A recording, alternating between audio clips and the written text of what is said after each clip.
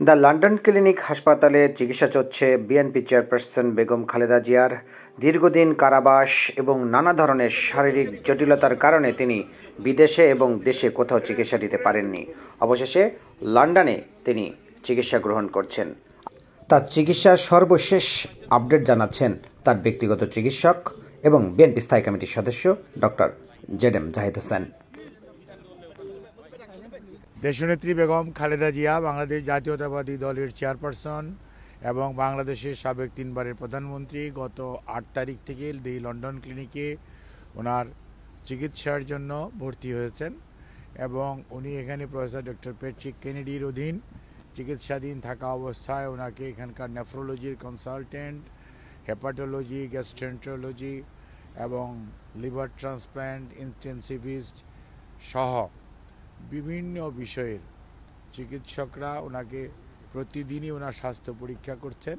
এবং সেই অনুযায়ী পরীক্ষার রিপোর্টের উপর ভিত্তি করে কিছু কিছু বায়োকেমিক্যাল টেস্টও করানো হয়। তার উপর ভিত্তি করে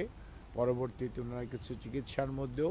বাংলাদেশের চিকিৎসা যা চলতেছিল তার সাথে সাথে পরিবর্তনও কিছু এনেছেন এবং ফিজিওথেরাপিস্টরাও অত্যন্ত দক্ষতার সঙ্গে তাদের কাজ করছেন, যার জন্য আর সবচেয়ে বড় কথা মনে রাখতে হবে, এতদিন উনি বাংলাদেশে যখন ছিলেন বাংলাদেশের 18 কোটি মানুষ ওনার সাথে ছিল, যেমন তেমনি ওনার সবচেয়ে নিকট আত্মীয় বলতে যা বোঝায়, অর্থাৎ ওনার যে বড় ছেলে অর্থাৎ ভারপ্রাপ্ত চেয়ারম্যান জনাব তারেক রহমান সাহেব ছিলেন না, ওনার স্ত্রী সহধর্মিণী ডক্টর জুবাইদা রহমান, ওনার নাতনিরা জাইমা এবং জাহফিয়া এবং জাহিয়া রহমান ওনারাও ছিলেন না, শামেলা রহমান উনি ছিলেন, তারপর এসছেন। কাজে ওনার যে নিকট আত্মীয়রা বলতে যা বোঝায় এই মুহূর্তে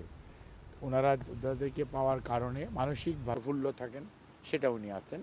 এবং ওনার শারীরিক যে সমস্ত অসুবিধার জন্য বিশেষ করে chronic liver disease, chronic kidney disease বা এবং হার্টের অ্যাসেসমেন্টগুলো এখনও কমপ্লিট হয় নাই, এটা শেষ হতে হতে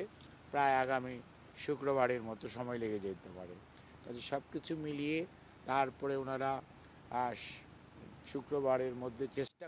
লন্ডন ক্লিনিকের সামনে সাংবাদিকদের প্রশ্নের জবাবে ডক্টর জেডএম জাহিদ হোসেন বলেন যে আগামী শুক্রবার পর্যন্ত সমস্ত টেস্টের রিপোর্ট পাওয়া যাবে এবং ওনার চিকিৎসা পদ্ধতি ঠিক কোন দিকে যাবে সেই বিষয়ে চূড়ান্ত সিদ্ধান্ত গ্রহণ করা যাবে। ইতিমধ্যে উনি নিজের পায়ে দাঁড়াতে পারছেন এবং ফিজিওথেরাপি